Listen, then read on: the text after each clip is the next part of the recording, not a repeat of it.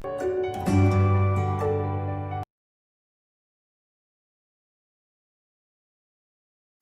students, welcome to 9th Maths online classes. In today's video, we are going to do the next topic of chapter 10, that is cyclic quadrilaterals. So let's start. Now first of all, what is a cyclic quadrilateral? It says a quadrilateral is cyclic if all the four vertices of it lies on the boundary of circle. It means that suppose we have a circle with center O and there is a quadrilateral which has four vertices on the boundary of the circle. That is this A, B, C and this D. So this is the figure of a cyclic quadrilateral. Suppose we have a figure something like this. There is a circle and there is a quadrilateral something like this. Okay, then this is not a figure of cyclic quadrilateral because you can see that three vertices are on the boundary of the circle and one vertex is inside the circle. So this is not a cyclic quadrilateral. Similarly, if I have a figure something like this, that there is a circle and a quadrilateral is something like this. So this is also not a figure of cyclic quadrilateral because three vertices are on the boundary of circle and one vertex is outside the circle. So the correct figure of cyclic quadrilateral will be this one. That is, all the four vertices should be on the boundary of circle. Now there are two results associated with cyclic quadrilateral. This is our theorem 10.11 and 10.12. Now theorem 10.11 says sum of opposite angle of cyclic quadrilateral is 180 degrees. It means that if a figure is given for a cyclic quadrilateral, then the sum of opposite angles will always be 180 degrees. That means this angle A plus this angle C will be 180 degrees and also angle B plus angle D will be 180 degrees. Okay, and theorem 10.12 is the exact opposite of this theorem. It says if the sum of opposite angle of quadrilateral is 180 degree, then it is cyclic. It says that if the sum is given to be 180 degree, then it will be cyclic. So whenever we have the questions related to cyclic quadrilateral, we will use these two properties to show that this is a cyclic quadrilateral. Now let's take some examples based on the cyclic quadrilateral. Now the question says that there is a circle in which there is a quadrilateral, that is, this is a cyclic quadrilateral, and we need to find angle BCD, and further if AB is equals to BC, find angle ECD. Now first of all we will do the first part of the question, that is find angle BCD. Now look at the figure. Where is angle BCD? BCD is this angle. Okay, so we can apply the theorem of our previous exercises also. You can see that this angle BAC and this angle CDB, they are the two angles in the same segment BC.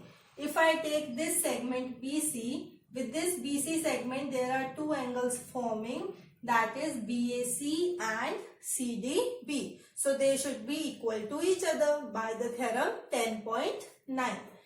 So angle BAC is equals to angle BDC. Reason theorem 10.9. You can say angle in the same segment.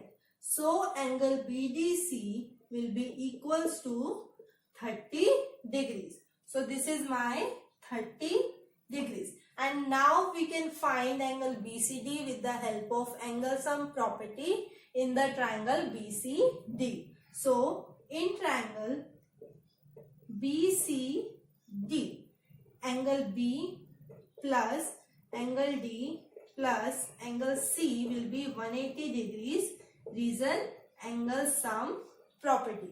Now angle B is 70 degrees. Angle D is 30 degrees, which I just found earlier.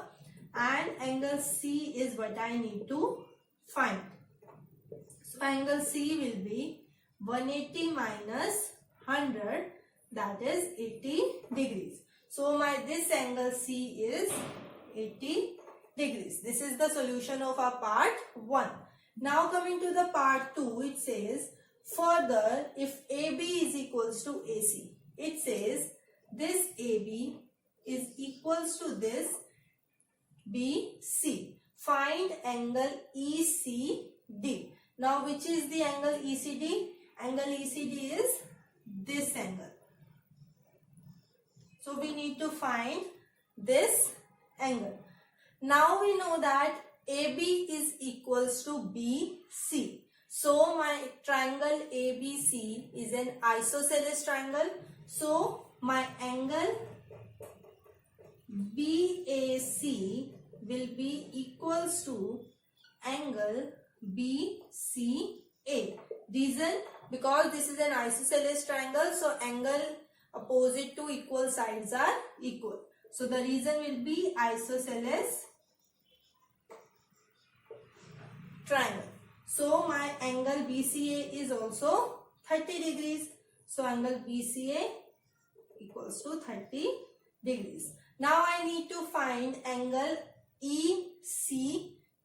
And you can see that this complete angle C is my 80 degrees and this smaller portion is 30 degrees. So I can find this portion by just subtracting 80 and 30. So angle ECD will be 80 minus 30, that is 50 degrees. And this is the solution of our part 2 of this question. Let's take one more example. The question says, if non-parallel sides of a trapezium are equal, prove that it is cyclic. Now first of all, a trapezium ABCD is given in the question and we need to show that it is cyclic. And since we need to show it cyclic, it means that we can draw a circle outside of it. So I have drawn a circle that is forming, this is a cyclic trapezium. Okay, now first of all, given in this question is that the non-parallel side of trapezium are equal. The non-parallel sides are this AD and this BC. So AD is equals to BC. This is given and we need to show that this is cyclic. And the property of cyclic is that the sum of the opposite angle is always 180 degrees. So we can show any pair of the opposite angle has sum 180. So I am taking angle A and angle C. So we need to show angle A plus angle C equals to 180 degrees because this is the property of cyclic quadrilateral by theorem 10.12. Okay, so in this question we need to do a construction. So we will write construction, and the construction is that I am drawing this BE such that BEDA is a parallelogram. Okay, so I am drawing BE parallel to AD and BE equals to AD. Okay, so you can see that this ABED is a parallelogram. And in a parallelogram, the opposite angles are always equal. So let's name this angle as angle 1. Okay, so angle A is equals to angle 1 because opposite angles are equal. Okay, now suppose this is my angle 2. So angle 1 plus angle 2 will be equals to 180 degrees by linear pair. Now you can see that this AD is equals to BE by construction and AD is equals to BC because this is given in the question. So it means BE is equals to BC also. So I am saying AD is equals to BE and AD is equals to BC, which implies BE is equals to BC. Therefore, triangle BEC is an isosceles triangle. Therefore, so angle C is equals to angle 2 because of isosceles triangle property.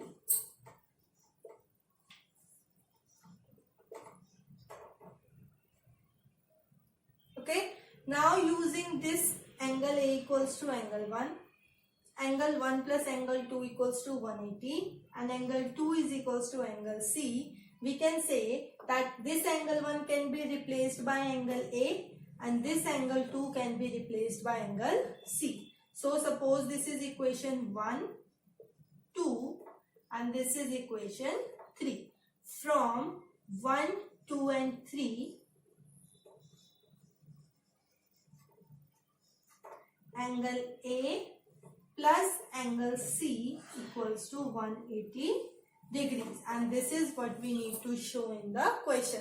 So our trapezium ABCD is actually a cyclic quadrilateral. So with this our chapter 10 circles is complete. I hope you understand this chapter. Keep practicing and thank you.